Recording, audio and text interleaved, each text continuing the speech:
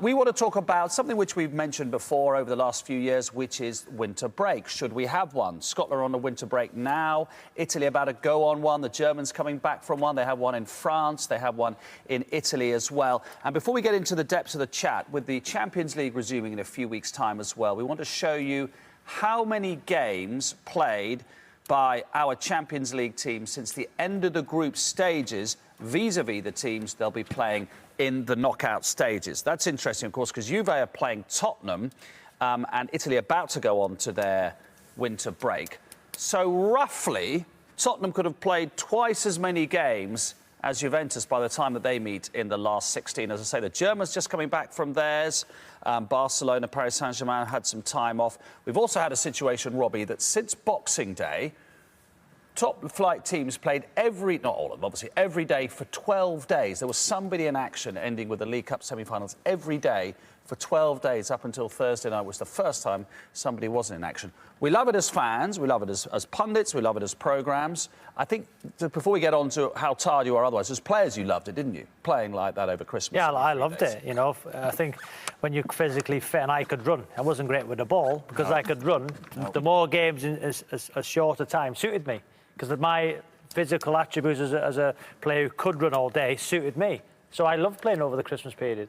Right, that's great, but when it comes to... We'll get on to England and the World Cup in a second, Tim. When it gets on to the Champions League, do you think the amount of games that we play in the end might tell against our teams in the Champions League doing something? Possibly. I'm not sure due to fatigue. I think possibly due to injuries, picking up injuries in that, which is down to fatigue a lot of the time, soft tissue injuries. Yeah, it could have an impact. I think it's an extreme this year, obviously, because it's a World Cup year and they've crammed an extra game into that Christmas period. But I think it does have an effect, yeah, I have to be honest. Real Madrid played 60 games last season, won the Champions League. So, how many of those games, though, when they're at the Bernabeu in particular, do the opposition who are in the lower half of the league line up? We're not going to go down the discredit the Spanish league route. No, but that's a big thing. It must be. Yeah, there's loads of gimmies in La Liga, isn't there? There's no gimmies in the early league. Is there that excuse now, then, with the huge squad sizes? I would say there are big squads, and there's loads of sports science, and there's loads of red zones, and everybody's, you know, wired up all the time, so they know when players are, you know, going towards, you know, problem areas with fitness and stuff or injury. That they are bigger squads. It's not just squads of 16. Most teams who are playing in the Champions League have got two teams, haven't they? Can you remember Liverpool? Liverpool, when they were dominant, they had two subs. And they used the year they won a league by using Aston Villa. Aston Villa, was it a year 5 times? It was Nottingham Forest, Aston Villa, Nottingham Forest twice, Aston Villa, Liverpool. They had hardly subs. But the game's much quicker now, isn't it? Much quicker. I don't know. The pitches were poor. The pitches were poor. You know, when people say the game's quicker, when we played, you know, we played against Overmars, Bergkamp, Henry and Elka. Why is the game quicker? Do you tell me, why did they say the game's quicker? Was it quick? Is it quicker? I don't think so. I think the game's the same. Brian Robson is one of the best players I've ever played against. Absolutely. He would be the best player in the Premier League now, midfield player. You know, he's that good. You know, he could do everything in the game, and he was around and probably didn't live his life, you know, with a speed dial onto a sports science guy. Exactly. If anything, they should be better equipped to play now with the sports science. Yeah, I agree with you. I think my trainer thought you weren't allowed to be tired. You know, there was a mentality. Well, you tell people they're tired, they're tired. There was all the time. Exactly. Dean Saunders speaks about that, but there's a time. I think there's a thing between, you can't have, it's hard to have both. To have the most valued competitive league in the world and then have the ability to be as fresh as you can to go into win those European, or when in the summer when you go into a World Cup, you're asking for both. It's like there's a bit of a trade-off, I feel, having the Premier League so strong and competitive. Like you say, no gimmies, tough fixtures. That's why people bigger schedule, people play over Christmas. You can't have that and then have the fresh. But it's not a Premier League full of English players. No, Wales did okay in the Euros. What do you think? France won the World Cup '98. Leboeuf, Desailly playing Premier League football. Pierre Petit, you know, you go back to that time. So, you know, it's a foreign league, the Premier League is now. Rachel, the other thing is we say that there are no gimmies, and on the whole there aren't, but maybe just over Christmas, because of the way that the games were crammed in, we did see Mark Hughes changing the team massively for Stoke at Chelsea. They got absolutely thumped. Newcastle not getting out of their half against Manchester City.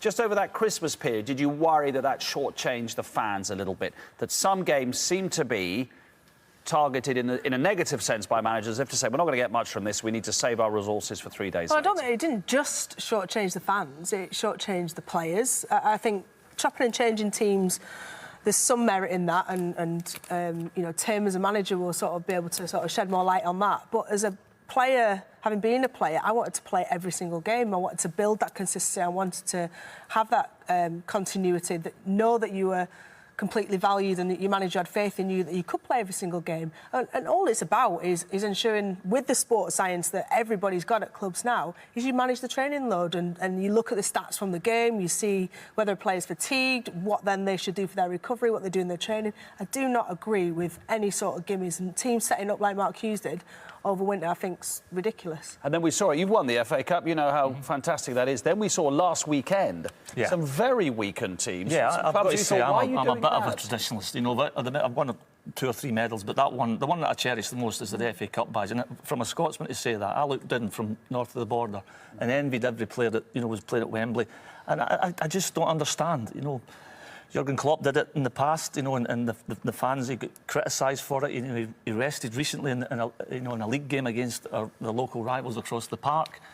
So you've got to be really careful how you play that. You know, you've got to, you know, there's got to be an understanding of what type of game it is. There are times when you can rest, but come the big games, and especially you can't give an FA Cup tie away. I don't think. I think you have a responsibility. I think you have a responsibility to the children who, when I was growing up, FA Cup final day was the biggest day of my year.